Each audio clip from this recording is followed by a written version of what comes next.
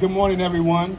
I'm LaRian Finney with the Finney Group, and today we're here to announce and celebrate the second annual Baltimore Met Gala. The elements this year and the theme for the event and inspiration are the elements: fire, earth, wind, and water.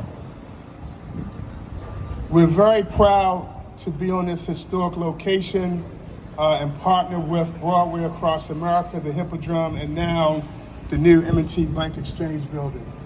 They've invested $20 million in state-of-the-art sound and lighting, but more importantly, this is going to be the benchmark on how you give back to Baltimore City, and then more importantly, how you integrate impactful events that move our city forward in a meaningful way.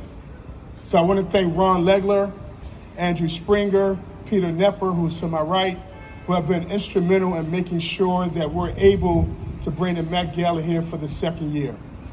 We have an amazing lineup in store for August 26th, which is this Saturday.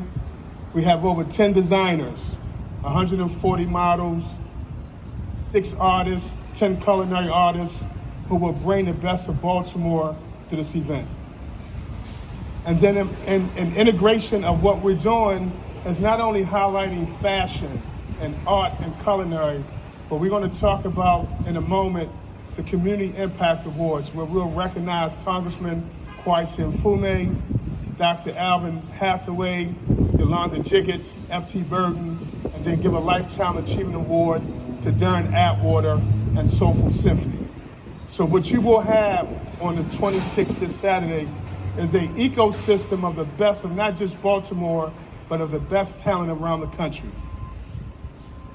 But before we get into remarks, I want to bring my partner, Derek Chase, who will talk specifically what this is about. This is a give back to Park Heights Renaissance, and more importantly, this is a give back and highlighting the community impact that this event and those contributors will have on the festivities. My partner, Derek Chase. Thank you, LaRian. First and foremost, to everyone who's decided to take a moment and be here with us today, we thank you. This is important. This is important because Baltimore's in a renaissance.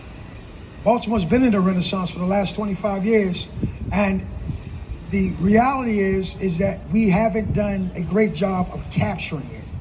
So what the Met Gala is doing is capturing that renaissance and putting it and elevating it on a stage that not only we can see it in Baltimore, but the world can see it. But in Baltimore, it starts with the giving back.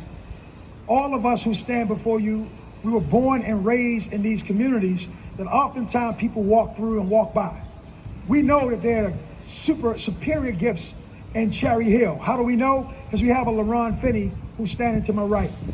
We know that there are superior gifts in Baltimore City, Pennsylvania Avenue, and Park Heights. How do we know?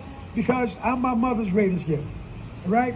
So this opportunity that we have to raise awareness and raise money for organizations, and in particular, people who do community work, is very critical.